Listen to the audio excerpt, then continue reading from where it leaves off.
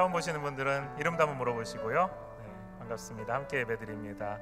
주님께서 우리를 한 공동체 삼아주셨습니다. 감사합니다. 우리 한번 기도하고 하나님의 말씀 듣도록 하겠습니다. 하나님 참 감사합니다. 우리가 주님 앞에 합당한 예배자로 서서 주님께서 허락하신 그 믿음 가지고 온전히 주님을 찬양하며 또 주님의 말씀 가운데 하루하루 살아가기 원합니다. 오늘 주일로 우리가 함께 모여서 주님이 기뻐하시는 예배를 올려드립니다. 또 주께서 우리에게 말씀하시고자 하는 바로 그 말씀을 우리가 듣기 원합니다. 우리의 귀를 열어주시고 우리의 마음을 열어주옵소서. 귀 있는 자는 들으라 주님 말씀하셨습니다. 우리에게 들을 귀를 허락하여 주시고 하나님께서 말씀하실 때 또 아멘 하며 응답하고 또 주님의 말씀대로 살아가는 결단이 있는 이 시간 되게 하옵소서. 예수 그리스도의 이름으로 기도합니다. 아멘. 오늘 이제 오셨을 때 본당에 이제 들어오시면서 앞에 성찬대가 준비가 돼 있고 또 제가 예식을 위한 가운을 입고 이렇게 서 있으니까 오늘 성찬식이 있나 보다 아마 이렇게 생각을 하셨을 겁니다. 오늘 성찬식이 있습니다. 그래서 우리가 가을 이제 성찬식을 함께 이제 준비하면서 하나님께서 우리에게 주시는 이 성찬의 진정한 의미가 무엇인가, 이 성찬을 통해서 우리가 무엇을 알기를 원하는가 하는 것을 함께 좀 묵상하는 시간을 가졌으면 좋겠다 싶은 생각이 들었습니다. 그래서 우리가 계속해서 우리 교회가 추구하고 있는 샤인 비전 시리즈를 해 나가다가 오늘이 원래 4주차 해야 될 차례인데 오늘은 성찬식이기 때문에 성찬의 의미에 대해서 우리가 한번 같이 묵상하는 시간을 먼저 갖고 그리고 다음 주에 이어서 4주차, 5주차 우리의 비전을 나머지 샤인 비전을 함께 또 공부해 보려고 합니다. 오늘 우리 들은 말씀 가운데 읽으신 말씀 가운데 우리가 이 떡을 먹고 잔을 마실 때마다 주의 죽으심을 그가 오실 때까지 전하는 것이다 말씀하셨습니다. 그렇기 때문에 이 성찬식은 우리 주님께서 주인공이 되시는 예식입니다. 주님께서 우리에게 하라고 명령해 주신, 주님이 제정해 주신 예식입니다. 교회의 머리 되신 예수님께서 성찬을 직접 제정하셨습니다. 우리가 교회에서 하는 여러 가지 이 예배 요소들이 있는데 그 중에 주님께서 특별히 우리에게 부탁하신 두 가지의 예식이 있습니다. 그 중에 하나가 세례이고 또 그 중에 하나가 성찬입니다. 이 세례와 성찬은 우리 주님께서 정하셨고 주님께서 지키라고 명령하신 이 예식이기 때문에 우리가 이 예식을 거룩하게 집행해 나가고 있습니다. 사도 바울도 오늘 우리가 읽은 본문에 앞서 있는 23절 24절 말씀을 보면 성찬에 대해서 말하면서 내가 너희에게 전한 것은 주께 받은 것이다, 주님께서 하라고 말씀하신 것이다 라고 말씀하십니다. 따라서 이 성찬은 우리 주님께서 제정하시고 또 주님이 다시 오실 그날까지 계속해서 지키라고 말씀하신 거룩한 예식입니다. 그렇기 때문에 이 예식을 우리의 마음대로 하거나 하지 않거나 또 예식을 인도하는 방식을 우리의 마음대로 우리가 원하는 대로 변경시킬 수는 없는 것입니다. 우리 교회는 1년에 4차례 성찬식을 갖고 있습니다. 1월 달에 한 번, 또 4월 달에 한 번, 7월 달에 한 번, 10월 달에 한 번 이렇게 1년에 4차례 성찬 예식을 갖고 있죠. 이렇게 성찬식을 4번 갖는 것은 우리의 편의에 의한 것입니다만 성경에 정확하게 몇 차례를 가지라 이렇게 명시하고 있지는 않습니다. 종교개혁자 칼뱅 같은 경우는 할 수만 있다면 자주 성찬 예식을 거행하는 것이 좋다라고 권면했습니다. 그것은 이 성찬이 우리에게 주는 영적인 유익이 그만큼 크기 때문입니다. 성찬을 자주 하면 자주 할수록 우리 예수 그리스도께서 우리에게 이 성찬을 통해서 주시고자 하는 더 큰 은혜를 저희가 누릴 수 있기 때문에 그렇습니다. 성찬이 가지고 있는 분명한 목적 그리고 분명한 유익이 있습니다. 그것을 5가지 제가 정리를 해서 한번 말씀을 드리려고 합니다. 첫 번째는 성찬이 그리스도의 죽음을 기념하기 위한 목적이기 때문에 이 그리스도의 죽음을 기념할 때마다 왜 그리스도께서 죽으셨는가, 왜 그리스도께서 십자가에서 이렇게 살을 찢으시고 피를 흘리시면서 죽으셔야 하는가 하는 것을 묵상하게 되기 때문에 그렇습니다. 그와 같은 묵상이 우리를 이끄는 곳은 어디인가 하면 바로 우리 자신이 어떠한 존재인가 하는 것입니다. 나 때문에 예수 그리스도께서 십자가에 달려 죽으셔야만 했다면 도대체 내가 어떤 존재이길래 하나님의 아들이신 예수님이 십자가에 달리셔서 이렇게 처참하게 죽음을 맞이하셔야만 했을까? 왜 그 십자가가 필요했을까? 그것을 묵상하는 것입니다. 주님께서 제자들에게 십자가에 달려 죽으시는 바로 죽으시러 가시면서 마지막으로 제자들과 함께 식사를 하시면서 떡을 떼어 주십니다. 그리고 제자들에게 말씀하십니다. 이것은 너희를 위하여 주는 내 몸이다 말씀하십니다. 그리고 잔을 제자들에게 주시면서 이 잔은 내 피로 세우는 언약이다 말씀하셨습니다. 성찬이 주님 오실 때까지 계속해서 교회가 지켜야 될 예식이 되는 이유는 바로 이와 같이 주님이 우리를 위해 살을 찢으시고 피를 흘리시고 죽임 당하신 이 예수님의 대속의 죽음을 우리가 반드시 기억해야 되기 때문에 그렇습니다. 주님의 십자가의 죽으심이 없이는 우리의 새로운 생명도 없기 때문에 그렇습니다. 우리 주님께서 우리를 위해 고통당하시고 죄 없으신 주님께서 우리 죄를 지시고 대신 십자가의 처참한 죽임을 당하셨습니다. 그것을 기억하라라는 것입니다. 우리가 이 진리를 우리의 눈앞에서 보면서 예수님의 찢으신 살을 상징하는 떡을 보면서 그것을 먹으면서 우리를 위해 흘리신 예수 그리스도의 십자가의 그 보혈을 흘리신 그 보혈을 기억하며 그것을 마시는 것입니다. 그러면서 주님의 십자가를 직접 경험하는 것입니다. 그리고 우리의 죄인 되었던 상태, 나를 대신해 내가 죽어야 될 그 자리에서 예수님이 죽으셨다는 그 사실을 기억하는 것입니다. 이를 통해서 하나님의 놀라운 은혜를 깨닫고 거룩한 하나님이 주실 수 있는 그 기쁨을 맛보고 그리고 하나님께 감사드릴 수 있는 것입니다. 이것이 바로 성찬의 첫 번째 유익입니다. 예수 그리스도의 죽음을 생각하며 기억하며 나 자신의 상태를 보게 하는 것입니다. 두 번째는 성찬은 참된 신자들에게 그리스도의 죽음에서 비롯하는 축복이 무엇인가 그 축복을 기억하게 합니다. 성찬은 우리가 주님과 더불어서 죽고 그리고 주님과 더불어서 다시 살아나서 이제는 죽을 자가 아니라 다시 살아난 새 생명을 가진 자라는 것을 깨닫게 해주는 것입니다. 세 번째 성찬의 유익은 주님을 믿는 우리가 주님과 계속해서 교제를 누리고 있다는 것을 증명해 주는 것입니다. 주님과의 관계가 끊어지지 않는 것입니다. 바울이 얘기합니다. 고린도전서 10장 16절에 우리가 축복하는 바 축복의 이 잔은 그리스도의 피에 참여함이 아니며 우리가 떼는 떡은 그리스도의 몸에 우리가 참여하는 것이 아니냐라고 이야기합니다. 우리가 그리스도의 피, 이 잔을 마실 때 그리스도와 연결되어진다는 것입니다. 그리고 우리가 이 떡을 떼며 그리스도의 몸에 연결되어진다는 것입니다. 우리가 그리스도와 한 몸 되었다는 것을 기억하게 하는 것입니다. 그래서 주님과 끊어지지 않는 계속적인 교제를 우리가 가지고 있고 그리고 이것이 주님이 다시 오시는 그날까지 이 성찬이 끊어지지 않는 것처럼 주님과의 교제가 끊어지지 않을 것이라는 것을 우리가 기억하게 하는 유익이 있는 것입니다. 네 번째로 성찬은 주님과 우리와의 교제뿐만 아니라 이곳에 있는 주님이 함께 한 형제 자매 삼아 하나님의 한 영적인 가족이 되게 하신 우리 모든 성도들이 함께 연결되어 하나님의 백성으로서 교제를 누리고 있다는 것을 알게 해주는 유익이 있습니다. 참신자들은 모두 그리스도가 머리 되신 이 몸된 교회를 이루는 몸입니다. 지체입니다.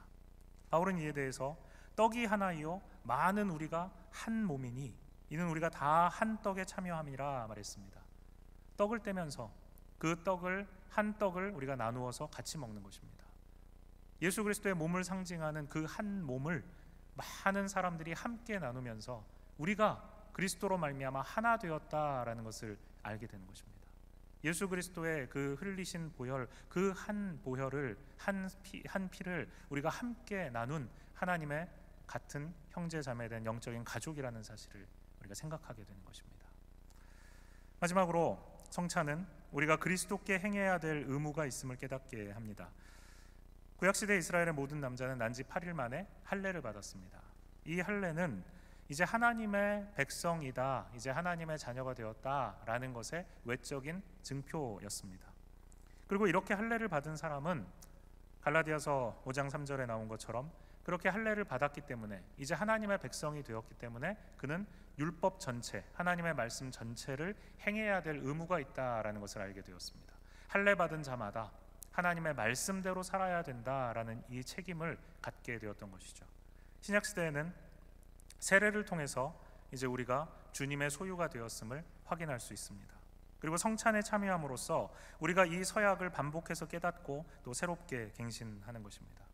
예수님이 우리를 위해서 살을 찢으시고 채찍 맞으신 자리, 창에 피 흘리신 그 자리에서 예수님이 흘리신 그 피는 우리 주님이 아니라 내가 찢겨야 할 살이었고 내가 흘려야 할 피였다라는 것입니다. 주님이 아니라 내 죄로 말미암아 내가 당해야 할 죽음이었다는 것입니다. 그런데 하나님의 사랑이 우리 대신에 우리가 죽어야 할 자리, 우리가 달려야 할 십자가에서 우리 주 예수님을 대신 죽게 하셨습니다. 그렇기 때문에 우리 주님의 살과 피를 상징하는 떡과 포도주를 먹는 우리는 이 생명이 나의 것이 아니라는 것을 고백하는 것입니다. 이 생명을 가질 자격이 나에게 없고 이 생명을 누릴 자격이 나에게 없다는 것을 고백하는 것입니다. 주님이 나를 위해 죽으셨기 때문에 이제 이 생명은 나의 소유가 아니라 우리 주님의 것이라고, 예수님의 것이라고 인정하는 것입니다. 나를 위해 죽으심으로 내 모든 죄를 대속하신 예수님께서 나의 모든 죄의 값을 다 지불하시고 나를 주님의 것으로 사신 것입니다. 그 순간 나는 이제 더 이상 나를 나 자신의 소유라고 말할 수 없게 되는 것입니다. 그렇기 때문에 나의 모든 소유, 나의 몸과 나의 모든 영혼으로 오직 우리 주님만을 섬기고 그분만을 영화롭게 해야 할 의무가 우리에게 주어진 것입니다. 그래서 이 성찬을 통해서 우리가 주님이 찢으신 살과 흘리신 보혈을 기억하며 내 생명이 나의 것이 아니라고 고백하는 그 순간 이제 나는 나 자신을 위한 삶이 아니라 하나님을 위한 삶을 살아야 되겠구나라는 것을 깨닫고 결단하게 되는 그와 같은 유익을 주는 것입니다. 그러므로 성찬은 우리에게 이와 같은 5가지의 유익을 줍니다. 이와 같이 귀한 유익이 있다면 모든 사람들이 함께 이 유익에 참여하면 좋지 않겠습니까? 모든 사람에게 이 성찬 예식이 열려 있으면 좋지 않겠습니까? 그런데 이 주님의 만찬에 참여할 수 있는 자격이 엄격히 제한되어 있습니다. 누가 성찬에 참여할 수 있을까요? 누구든지 원하기만 하면 이 성찬에 참여해서 주님이 약속하신 이와 같은 큰 유익을 누리면 되지 않을까요? 세례받지 않은 사람이나 아직 믿음을 고백할 수 없는 어린 아이들도 성찬에 참여할 수 있지 않을까요? 아이들과 함께 예배드리다 보면 이제 성찬 떡과 잔이 돌아갈 때 아이들이 막 엄마를 조르면서 나도 먹게 해줘 막 조르죠. 그때 우리가 그래 너도 이 유익을 누려 그러면서 마음껏 줘도 될까요? 아직 세례받지 않은 어린이에게? 이 질문에 답하기 위해서는 이 성만찬이 처음 시행된 바로 그 밤으로 우리가 돌아가 보아야 됩니다. 예수님께서 그가 잡히시던 밤에 유월절을 지키시기 위해서 그의 제자들과 함께 한 장소를 찾아서 가십니다. 그의 12명의 제자들과만 바로 이 유월절 마지막 만찬, 이 주님의 식사를 나누셨습니다. 주님의 만찬은 그러므로 오직 주님의 부르심을 받고 예수님을 주와 그리스도로 고백하는 자들만을 위해 제정된 예식입니다. 그렇기 때문에 성찬은 세례와 마찬가지로 오직 믿는 자들만을 위해 제정된 예식입니다. 이것은 예수님이 그렇게 제정하셨고 또 교회가 계속해서 그렇게 지켜왔습니다. 교회 시작부터 그랬습니다. 사도행전 2장에 초대교회가 이제 막 시작하는 이야기를 우리가 읽게 되면 베드로가 한번 설교할 때 그곳에 모였던 한 자리에서 3,000명의 회심자를 얻은 일이 기록되어 있습니다. 그리고 그들이 모두 세례를 받습니다. 그리고 그렇게 세례받은 자들이 다 성찬에 참여하고 있습니다. 사도행전 2장 41절과 42절 말씀에 이렇게 기록되어 있습니다. 베드로가 설교할 때 그 말을 받은 사람들은 세례를 받음에 이날의 신도의 수가 3,000이나 더하더라. 그들이 사도의 가르침을 받아 서로 교제하고 떡을 떼며 오로지 기도하기를 힘쓰니라 말합니다. 세례를 받은 자들이 성찬에 참여했음을 우리가 알 수 있습니다. 그렇다면 예배에는 참여하고 있는데 아직 세례를 받지 못한 회중들은 어떨까요? 공적 예배에는 참여하지만 아직 세례를 안 받은 이 사람들은 성찬 예식에 참여할 수 있었을까요? 초대교회의 이 예배는 일부의 하나님의 말씀을 듣고 함께 예배드리는 예배, 그리고 이어지는 성찬 예식이 계속 함께 있었습니다. 이 예배 후에 이어지는 성찬 예식에는 아직 세례를 받지 못한 회중들은 참여할 수가 없었습니다. 사도 바울도 고린도 교회의 성찬에 대해서 말씀하시면서 분명히 예배와 성찬 예식을 구분하면서 설명하고 있습니다. 이것은 2세기 이후에도 계속됩니다. 일부 순서에서 모든 사람들이 참여해서 함께 하나님을 찬양하고 경배하고 예배했습니다. 그러나 예배 후의 2부 순서에는 불신자들이나 아직 세례를 받지 못한 채 세례 교육을 받고 있는 입문자들이나 자신의 죄의 문제로 인해서 교회의 공식적인 회원으로해서 출교된 자들, 이 모든 사람들이 다 떠난 후에야 비로소 성찬 예식이 진행되었습니다. 그렇기 때문에 세례와 성찬은 교회가 행하는 두 가지 거룩한 예식으로 상호 긴밀하게 연결되어 있습니다. 세례를 받은 자만 성찬에 참여할 수 있습니다. 성찬을 받기 원하는 자들은 이미 세례를 받은 자들이어야 합니다. 오늘 이곳에 계신 여러분들 중에 혹시 아직 예수님을 나의 구주, 나의 하나님으로 믿고 영접하지 못한 분들이 계십니까? 예수님이 나의 주님이십니다. 주님이 나를 살려주셨습니다. 그것을 고백하지 못하고 있는 분이 아직 계십니까? 그렇다면 여러분들은 아직 여러분의 해결되지 않은 자신의 죄로 인하여 그 죄로 말미암아 멸망의 길로 걸어가고 계십니다. 예배에 참석할 수 있습니다. 여러분 아마 함께 찬양도 할 수 있습니다. 설교도 똑같이 들으실 수 있습니다. 또 때로는 감동적인 내용을 듣고 심지어 감동하고 눈물을 흘릴 수도 있습니다. 그러나 이 거룩한 예배에 여러분이 참여하고 있다는 그 사실 자체가 여러분의 구원의 보증이 되지 못합니다. 전혀 그렇지 않습니다. 이것은 여러분이 물에 들어갈 수 있고 그 물에서 깊이 다이빙할 수도 있고 그 물에서 수영할 수도 있지만 여러분이 물고기가 되지 못하는 것과 똑같습니다. 거룩한 예배에 동참하고 있다는 사실이 여러분을 구원받은 하나님의 자녀가 되게 하지 않습니다. 5년, 10년, 20년을 예배에 동참하는 것만으로는 여러분 안에 하나님이 허락하시는 그 놀라운 구원의 역사, 죄 용서의 역사가 없습니다. 오직 예수 그리스도를 믿는 자만이 구원받습니다. 그가 십자가에 달려 죽으심으로 나의 죄가 다 용서받았다는 사실을 알고 그것을 믿음으로 받아들일 때, 그때 여러분이 구원받아서 새 생명을 얻고 하나님의 자녀로 거듭나게 되는 것입니다. 이 모든 것은 주님께서 우리에게 주신 은혜로 말미암아 되어지는 일입니다. 그 믿음은 하나님께서 우리에게 선물로 주시기에 우리 안에 생기는 것입니다. 우리의 노력으로 구원받는 것이 아니라는 말이죠. 또 여러분들 중에 예수 그리스도를 나의 주님으로 믿고 믿음을 고백한 분이 계실 것입니다. 그런데 아직 여러 가지 이유에서 세례를 받지 못하신 분들이 계실 수 있습니다. 만약에 그렇다면 여러분들도 역시 오늘 이 성찬에는 참여하실 수 없습니다. 하나님이 우리에게 베푸시는 은혜와 구원이 세례와 밀접한 관계를 갖고 있다는 것은 사실입니다. 그러나 세례를 아직 받지 않았다고 해서 거듭나지 못했다고 말할 수 없습니다. 또 구원받지 못했다고 말할 수도 없습니다. 또 세례를 받았기 때문에 이제 나는 자동적으로 거듭난 사람이야 라고 생각해서도 안 됩니다. 예를 들어보죠. 사도행전 8장에 보면 재밌는 사람 하나 나옵니다. 마술사 시몬이라는 사람이 있습니다. 사마리아 성에 살던 사람이에요. 그가 행한 마술이 얼마나 대단했는지 사마리아 백성들이 다 그에게 열광했습니다. 그래서 스스로 나는 위대한 자다, The Great One, 나는 위대한 자다 라고 말했습니다. The Great One Simon, 나는 위대한 자 시몬이야 라고 말하고 다녔습니다. 그랬던 시몬이 하나님께서 임명하신 집사인 빌립을 만납니다. 이 빌립이 하나님 나라와 예수 그리스도의 이름에 관하여 전도하는 메시지를 듣습니다. 그리고 그가 세례를 받습니다. 빌립에 의해서. 스스로 마술사였던 이 시몬이 하나님의 능력으로 표적과 큰 능력을 행하는 이 빌립의 모습을 보면서 놀라게 됩니다. 그리고 그때부터 시몬이 자신의 직업도 버리고 집도 버리고 빌립을 따라다닙니다. 그들이 예루살렘에 이르니까 시몬이 거기서 사도들을 만납니다. 사도들이 사람들에게 안수하고 또 그들이 성령을 받는 것을 봅니다. 죄인들이 사도들의 메시지를 듣고 회개하고 또 놀라운 기적이 일어나는 것을 봅니다. 이것을 보고 시몬이 사도들에게 뭐라고 말씀한 줄 아십니까?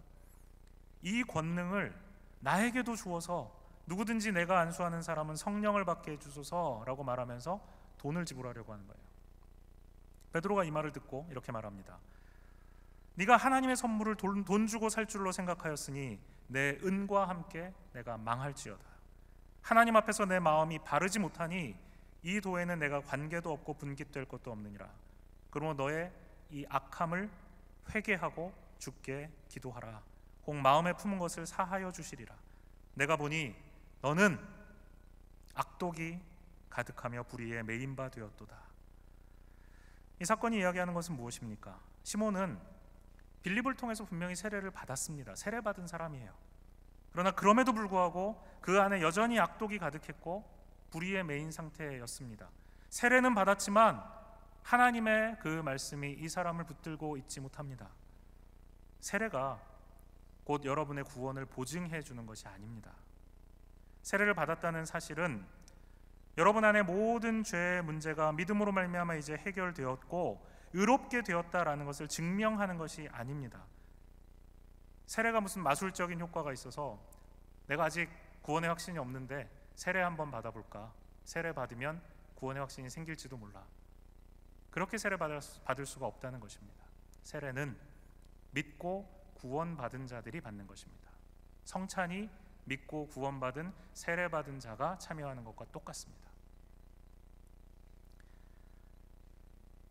세례를 받았다는 것은 그리스도 교회 안에 여러분이 엄숙하게 받아들여졌다라는 것을 자신에게 그리고 교회 앞에 공식적으로 선언하는 의식입니다. 세례는 세례를 받는 사람이 그리스도께 속했으며 거듭났고 죄사함을 받았으며 하나님께 헌신해서 이제 예수 그리스도를 통해서 나는 새로운 삶을, 새로운 생명을 얻게 되었습니다 라는 것을 온 교회 앞에 선포하는 상징입니다. 이 모든 것은 이미 믿는 자가 자신의 믿음을 교회 앞에 온전히 고백할 때 의미가 있는 것입니다. 다시 말씀드리지만 세례 자체가 구원의 보증이 되지 않습니다. 그러나 세례는 세례를 받은 자가 교회, 하나님 그리스도께서 머리 되시는 이 교회에, 거룩한 교회에 속해 있다는 것을 엄숙하게 선언하는 의식이 됩니다. 세례를 아직 받지 않았다면 아무리 여러분이 믿음을 고백하고 구원받았다 하더라도 눈에 보이는 이 유형 교회의 일원은 아닙니다. 그러므로 믿는다고 고백하고 구원의 확신도 있지만 세례를 받지 않았다면 아직 여러분은 그리스도가 머리 되시는 이 지상교회의 일원이 아닙니다. 그러므로 여러분들 역시 이 주의 성찬에서 제외됩니다. 먼저 세례를 받은 후에야 성찬에 참여할 수 있습니다. 그러므로 어떠한 이유에서건 세례를 미루고 계신 분들이 있으시다면 오늘 말씀을 잘 생각해 보시고 세례를 통해 하나님의 그리스도가 머리 되시는 이 교회의 일원이 반드시 되실 것을 부탁드립니다. 세례는 우리 주님께서 이 세상 끝날까지 교회가 계속해서 시행하라고 친히 명령하신 거룩한 예식입니다. 그래서 여러분이 나는 구원의 확신이 있어 그러나 세례받고 교회 일원이 되기를 원하지 않아 라고 말한다면 우리 주님의 명령에 정면으로 위배하고 계시는 것입니다. 그러므로 믿고 구원받으셨습니까? 그렇다면 주님 앞에 나와 주님의 이름으로 세례받으시고 교회의 일원이 되셔야 합니다. 마지막으로 성찬에 참여해서는 안 되는 사람들이 또 있습니다. 성찬에 참여하기 위해서는 지금까지 말씀드린 것처럼 분명한 믿음을 고백하며 세례를 받아 교회의 회원이 된 사람이어야 합니다. 그러나 자격을 갖춘 세례교인이고 교회의 회원이라고 할지라도 주님께서 제정하신 이 성찬에 무조건적으로 자동적으로 참여할 수 있는 것은 아닙니다. 오늘 우리가 읽은 고린도전서 11장 27절 말씀을 우리 한번 다시 같이 읽어보겠습니다. 고린도전서 11장 27절 말씀입니다. 그러므로 누구든지 주의 떡이나 잔을 합당하지 않게 먹고 마시는 자는 주의 몸과 피에 대하여 죄를 짓는 것이니라. 분명한 믿음을 고백했습니다. 또 세례를 받아서 교회의 일원이 되었습니다. 중생한 그리스도인이 되었습니다. 그러나 무조건 성찬에 참여할 수 있는 것은 아니라는 것입니다. 성찬을 앞두고 주의 떡이나 잔을 합당하게 내가 먹고 마실 준비가 되었는지 나 자신을 반드시 살펴보는 시간을 가져야 한다는 것입니다. 주일에 와서 보니까 앞에 성찬이 준비되어 있고 흰 성찬보가 덮여 있고 목사가 앞에서 인도하는 목사가 가운을 입고 있고 아 그렇구나 오늘 성찬이 있었구나 그렇게 성찬에 임하는 것은 합당하지 않다는 것입니다. 교회 앞에 우리가 광고를 합니다. 1년에 저희가 4차례 성찬을 합니다 라고 이미 교회 캘린더에 나와 있고 최소한 한 주 전에는 교회 앞에 광고가 되어집니다. 다음 주에 성찬이 있습니다. 한 주 동안 기도하시면서 성찬을 준비하시기 바랍니다. 그러면 이 한 주간을 보내면서 우리는 주님의 이 살과 주님의 이 피를 기념하는 성찬을 내가 합당한가 하는 것을 살피며 보내야 한다는 것입니다. 내가 정말 이 성찬에 합당한 준비가 되어 있는가? 웨스트민스터 신앙 고백에는 이 부분에 대해서 이렇게 말합니다. 이 웨스트민스터 신앙 고백은 우리 교회가 우리의 교리의 표준으로, 믿음의 기준으로 받아들이고 있는 신앙 고백입니다. 여기서 이 고린도전서 11장 27절에 대해서 이렇게 얘기합니다. 무지하고 사악한 사람들은 성찬의 외적 요소들을 받는다고 해도 그것들이 상징하는 것을 받지는 못한다. 성찬의 외적인 요소, 그러니까 주님의 몸을 상징하는 떡을 먹을 수 있고 주님의 피를 상징하는 포도즙을 마실 수 있다는 것이죠. 그렇지만 그들은 무지하고 사악한 상태이기 때문에 그것들이 상징하는 우리가 앞서 말한 그러한 유익을 우리에게 누리게 하지 못한다는 것입니다. 그들은 합당하지 못한 참여로 주님의 몸과 피에 죄를 지어서 스스로를 단죄한다. 무지하고 불경건한 자들은 그리스도와 교제를 나누기에 합당하지 않기 때문에 주님의 식탁에 참여할 자격이 없다라고 했습니다.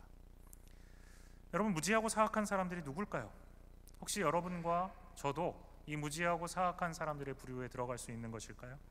구원의 확신도 있고 세례도 받았는데 무지하고 사악한 사람들이 되어서 성찬에 참여할 수 없는 그러한 상태가 될 수도 있을까요? 오늘 우리가 읽은 고린도전서 11장 27절 말씀은 그럴 수 있다라고 말합니다. 구원받은 사람도, 세례를 받은 사람도 하나님이 기뻐하시지 않는 마음 상태에 처해 있을 수 있다는 것입니다. 유혹을 받을 수 있습니다. 유혹뿐만 아니라 그 유혹에 굴복해서 죄를 지은 상태에 있을 수 있습니다. 이런 연약함이 우리 모두에게 있습니다. 성찬에 임할 때 우리가 완벽한 사람이어야 한다는 것을 말하는 것이 아닙니다. 그렇다면 주님이 오시는 그날까지 아무도 성찬에 참여할 수 없을 것입니다. 그러나 우리에게 연약함이 있기 때문에 그 연약함을 주님 앞에 고백하며 하나님 보좌 앞에 나아가며 그 연약한 상태를 고하며 이 주님의 성찬에 참여하기에 합당하도록 내 자신을 준비시키는 일은 우리가 할 수 있는 것입니다. 연약한 우리임을 너무 잘 아시는 우리 주님이십니다. 그래서 우리에게 성령을 보내어 주시고 우리 안에 끊임없이 들어오는 그 유혹과 죄로 기울어지는 경향성을 이겨낼 수 있도록 우리에게 힘을 주십니다. 그리고 우리가 시험당에 넘어졌을 때 하나님 보좌 우편에서 예수 그리스도께서 중보자가 되셔서 우리를 다시 일어날 수 있도록 그 죄를 이겨내고 다시 거룩한 자가 될 수 있도록 우리에게 힘과 능력과 거룩함의 소망을 주십니다. 그것이 우리 주님의 은혜입니다. 죄 지은 자는 즉시 회개해서 그리스도의 용서의 은총을 누리고 다시 정결하게 될 수 있습니다. 왜냐하면 우리는 더 이상 죄의 노예가 아니고 하나님의 자녀이기 때문에 그렇습니다. 죄의 노예는 죄 가운데 사는 것이 당연합니다. 그러나 하나님의 자녀는 거룩하게 사는 것이 당연합니다. 혹시라도 죄 지을 때 주님 앞에 다시 거룩하게 될 수 있는 것이 하나님의 자녀입니다. 그러나 무지하고 사악한 사람들이 분명히 있습니다. 이들은 죄를 저지르고 잠시 가책을 느끼고 회개하고 용서를 받기는 합니다. 그러나 다시 반복해서 그 죄에 빠집니다. 그뿐 아니라 은밀하게 즐기는 죄가 있습니다. 오늘 이 말씀은 우리 가운데 그것을 분별하라는 것입니다. 나의 연약함을 보지만 그 연약함 때문에 내가 더 주님 앞에 나아가게 되느냐, 아니면 그 연약함을 핑계로 죄 짓고 그 죄를 즐기고 그 죄에서 아예 벗어나려고 시도조차 하지 않느냐. 그런 자들이 무지하고 사악한 사람들이라는 것입니다. 이들은 거짓말을 합니다. 그리고 하나님을 슬프시게 하는 행동을 합니다. 가정에서 사랑하라고 주신 자녀들을 또 배우자를 미워합니다. 교회 안에서 한 몸을 이루는 다른 성도들을 미워하고 비방합니다. 자신에게 잘못을 범한 지체를 결코 용서하지 않습니다. 자기 자신에게는 한없이 관대한데 다른 성도들에게는 너무나도 엄격합니다. 주님도 용서하신 이웃을 나는 결코 용서할 수 없다고 말합니다. 그리고 이와 같은 일을 반복해서 죄를 짓습니다. 반복적인 죄, 내 안에 이와 같은 죄가 이끼처럼 나의 마음을 덮고 있다면, 구원받은 하나님의 자녀가 되었지만 이와 같은 지속적인 죄가 나의 믿음의 빛을 가려서 계속해서 암흑 가운데 나를 걸어가고 있게 한다면, 그런 죄악된 삶을 살아가면서도 더 이상 회개하지도 않고 뻔뻔한 얼굴을 들고 거룩한 모습을 가장하고 돌아다닌다면 바로 여러분이 무지하고 사악한 사람들이라는 말입니다.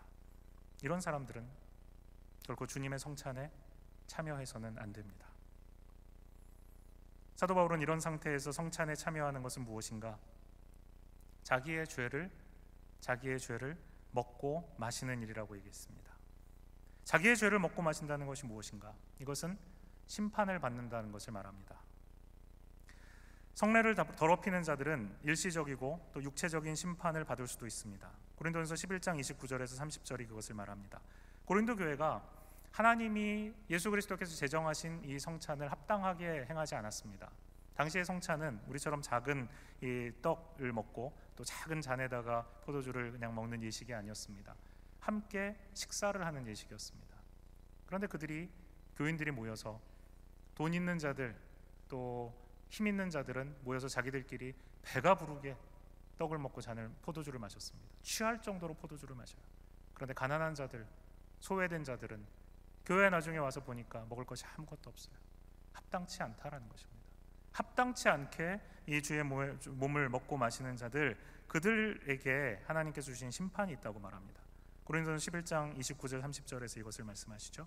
주의 몸을 분별하지 못하고 먹고 마시는 자는 자기의 죄를 먹고 마시는 것이니라. 그렇기 때문에 어떤 일이 일어나는가? 너희 중에 약한 자와 병든 자가 많고 심지어 잠자는 자도 적지 아니 죽은 자도 적지 않다라고 말합니다. 성찬을 가볍게 여기고 더럽히면 이처럼 육체적이고 또 일시적인 심판을 받을 수도 있다는 것입니다.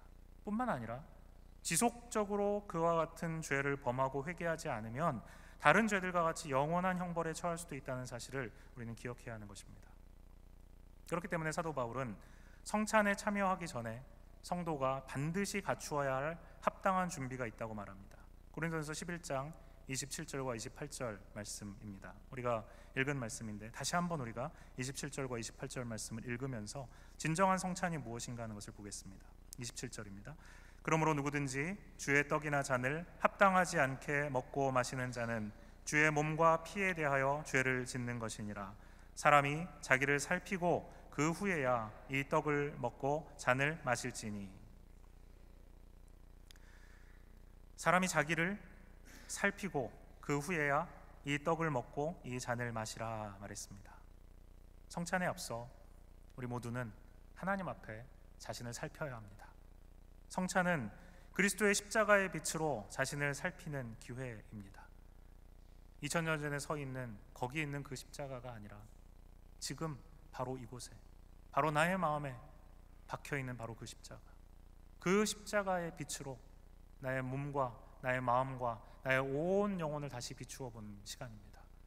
성찬에 앞서서 나는 얼마나 하나님이 기뻐하시는 거룩한 삶을 살고 있는가, 나는 얼마나 주님의 몸된 이 교회를 섬기기에 최선을 다하고 있는가, 나는 얼마나 주님이 사랑하라고 주신 사랑하는 나의 성도들과 나의 가족들을, 또 나의 영적인 가족들을 아끼고 사랑하는가, 나의 마음속에 하나님이 기뻐하시지 않는 것은 혹시 없는가, 나 자신을 살피며 회개하고 주님의 성찬에 임하라는 것입니다. 이것이 주님의 십자가의 빛으로 나를 살피는 것입니다.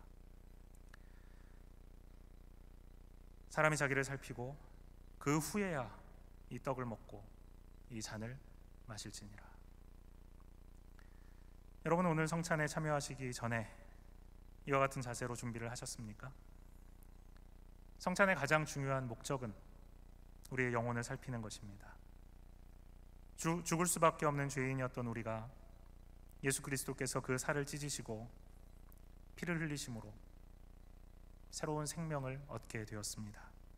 그러므로 성찬은 십자가의 빛 아래 의롭게 된 성도가 자신을 비추어 볼 수 있는, 돌아볼 수 있는 거룩한 예식입니다. 구원받은 성도임에도 우리 모두는 아직 완전하지 않습니다. 때때로 유혹당하고 죄를 범하고 그리스도의 사랑에서 멀어지기도 합니다. 그렇기 때문에 성찬을 앞두고 우리는 다시 한번 우리 자신을 십자가의 빛 아래 살핌으로써 죄에서 다시금 돌이키고 거룩함을 회복할 수 있는 기회를 얻게 되는 것입니다. 성찬을 통한 영적인 이 회복은 하나님의 긍휼하심과 한없는 자비가 나와 같은 죄인에게 도저히 합당하지 않으며 하나님의 그 은혜를 나는 도저히 입을 만한 아무런 가치가 없구나라는 것을 인식하는 데서부터 나옵니다.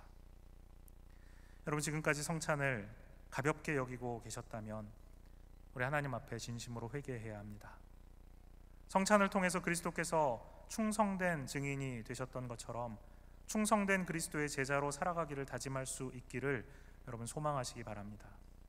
그렇게 할 때야만 우리는 우리 주님께서 제정하시고 주님 다시 오실 때까지 계속해서 지켜야 할 이 거룩한 우리에게 은혜 주시기 위한 방편인 성찬을 거룩하게 올바로 지켜나갈 수 있습니다.